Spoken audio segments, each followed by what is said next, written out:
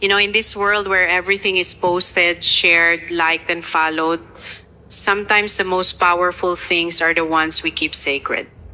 Not because we're hiding something, but because we're protecting something. In this world where everything seems to be about showing, posting, and sharing, we often forget that some of the most beautiful parts of life are meant to be lived quietly. We live in a time where people feel entitled to know everything about everyone. But what if the most powerful, most sacred, most authentic parts of your life aren't meant for public consumption? What if some blessings grow best when they're hidden from the spotlight? There's something powerful about privacy. It's not about secrecy, it's about protection. It's about choosing to nurture something special without allowing the noise of the outside world to interfere. One of the most important areas where this truth applies is in our love life. When two people are building something real, something built on trust, respect, and shared values, what they need most is space. Space to grow, space to understand each other, space to learn, to make mistakes, and to heal. Social media isn't a safe space for that kind of growth. The world loves to watch, to comment, to compare. And when your love life becomes a performance, you start living for the applause instead of for the connection. There's a difference between celebrating love and showcasing it. Celebration is personal hits, quiet dinners, late night talks, private laughter, and silent prayers. Showcasing, on the other hand, is performative. It's when we feel pressured to prove something to others. And sometimes in our desire to be seen and admired, we forget to protect what's sacred. We forget that the strongest roots grow underground, not in the spotlight. It takes wisdom to know when to share and when to stay silent. Not everyone who smiles at your love story is happy for you. Not every comment comes from a place of care. Sometimes the most harmful voices are the ones that sound the kindest. That's why guarding your relationship doesn't mean you're ashamed of it. It means you're wise enough to know that some things are too precious to put on display. Love, in its purest form, is intimate.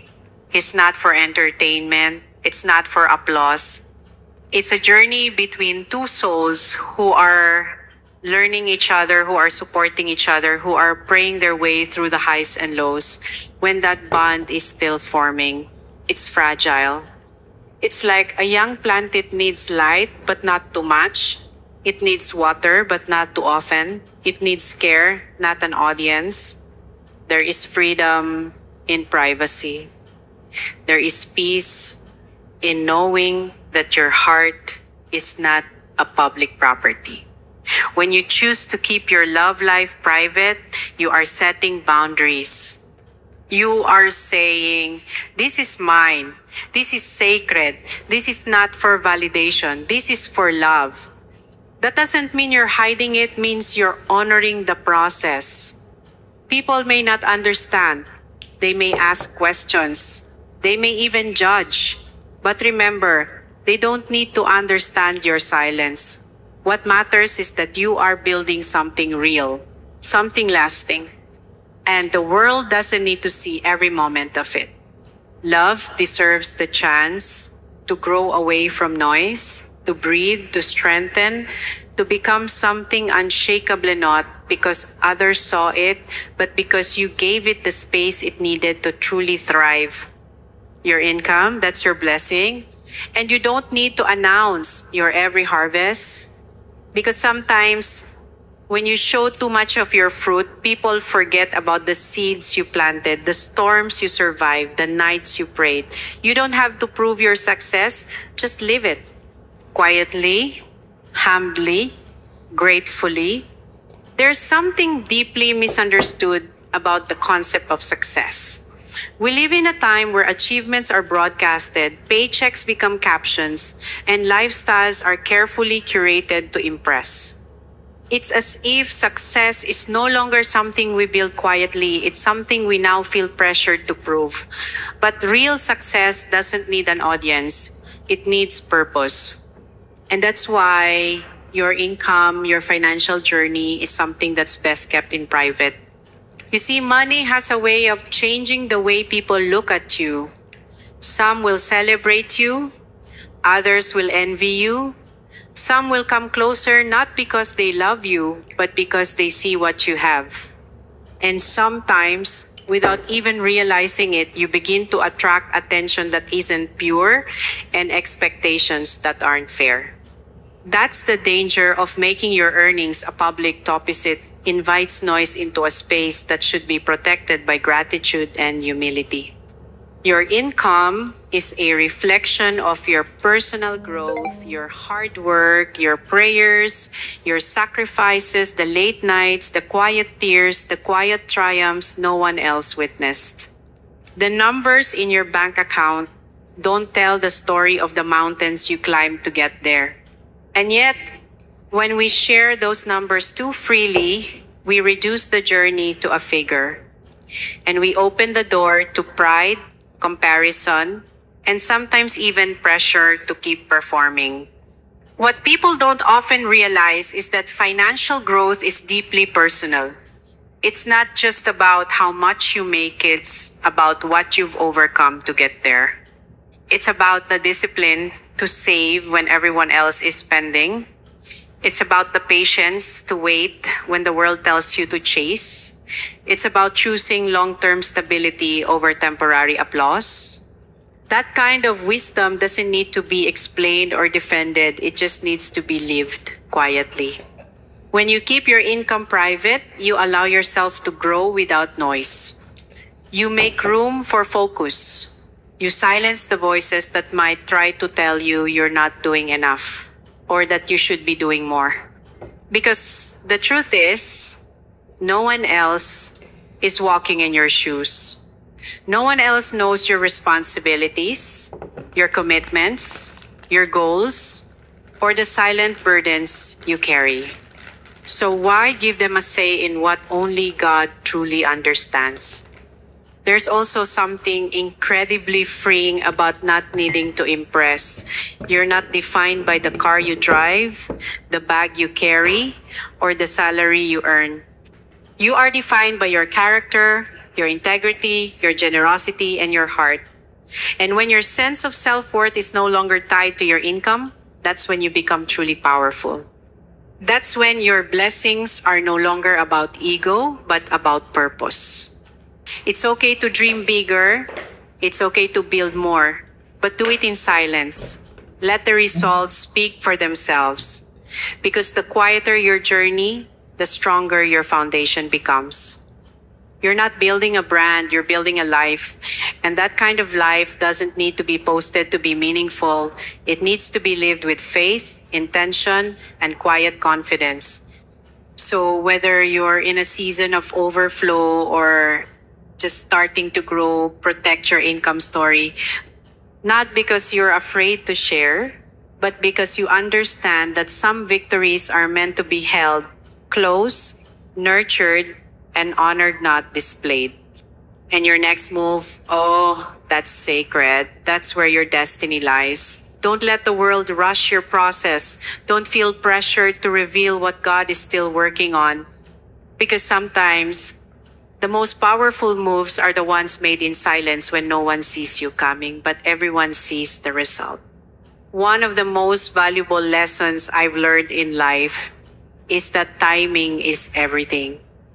And sometimes the most powerful thing you can do is move in silence.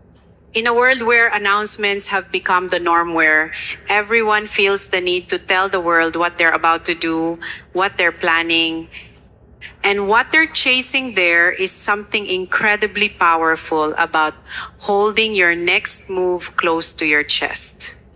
There's wisdom in restraint, because not every idea is ready to be shared. Not every plan needs validation. And not every dream should be exposed to opinions before it's even had the chance to take root.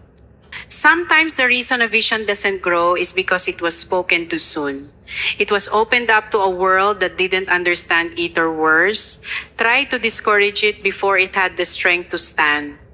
You don't owe everyone a blueprint of what you're building. When you keep your next move private, you protect your direction from unnecessary noise.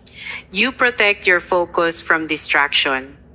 You give yourself permission to change, to pivot, to evolve without being questioned or criticized at every step. And that freedom is priceless.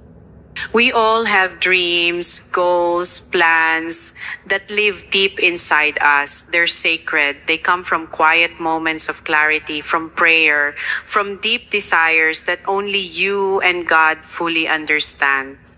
And when you're working on something important, it's not about being secretive, it's about being intentional.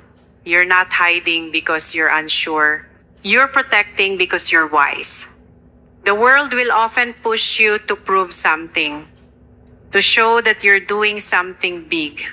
But the truth is, you don't need to prove anything. You just need to walk faithfully.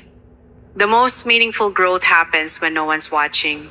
The real breakthroughs happen in silence, in your journaling, in your prayers, in your tears, in your consistency behind closed doors. There will be people who try to pull you into conversations you're not ready to have. People who want to know what you're planning, what you're doing next, what's going to happen. And it's okay to smile and say, I'm still figuring it out. Because the truth is, not everyone deserves access to your process. Some people are meant to witness your results, not your journey. Your next move doesn't need applause before it's complete. It needs patience. It needs your full focus. It needs your commitment. And most of all, it needs to be led by faith, not by pressure. The more you keep it to yourself, the more power it gains. Because when no one knows what's coming, nothing can be sabotaged. No seeds can be uprooted by doubt or comparison. Your momentum builds in peace. Even in the Bible, there are moments where God instructed people to move quietly, to build in silence, to prepare without announcing, because preparation is sacred. And when the time is right, what's meant for you will unfold in ways that even you couldn't imagine. So don't be afraid to disappear for a season, to go inward, to work without sharing, to dream without explaining. Because sometimes it's in those quiet seasons where the most beautiful transformations happen. Not everything needs to be seen to be significant. Not every step needs to be visible to be powerful.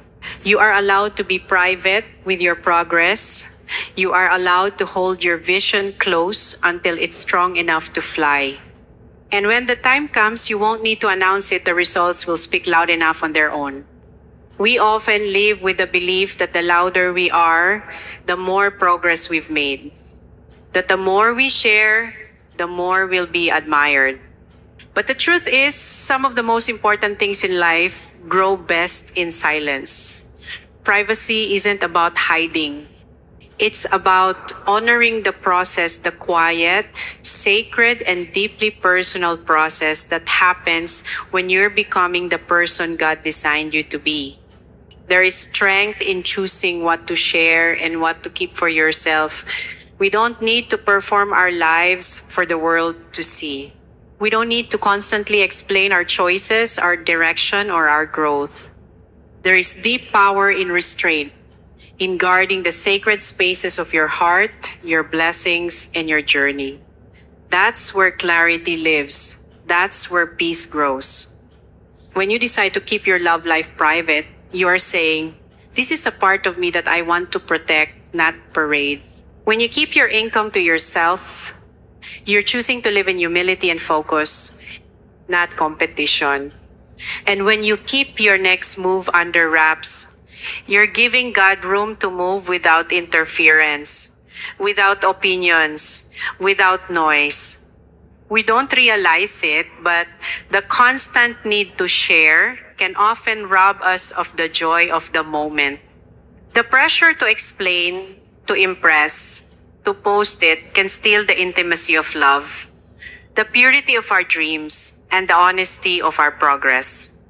That's why privacy is not only a form of wisdom, it's a form of self love. It's a sign that you're no longer living for applause, but for purpose. In private, God works on us. In private, we heal. In private, we gain strength. And when we finally emerge, we're not the same people anymore. We're more grounded, more clear, more intentional, and we didn't need the world to watch us to become that way. We just needed time, faith, and silence. You don't need to narrate every chapter of your story. You just need to live it fully, intentionally, and with grace. When God is the author of your life, you can trust the unfolding, even when it's quiet, even when it's slow, even when no one else sees what's happening yet. Because you know He's building something better than what the world could ever understand. Privacy allows you to live from a place of truth. You're not trying to prove anything. You're not trying to compete. You're simply becoming who you were meant to be. And there is no pressure in that. Only peace.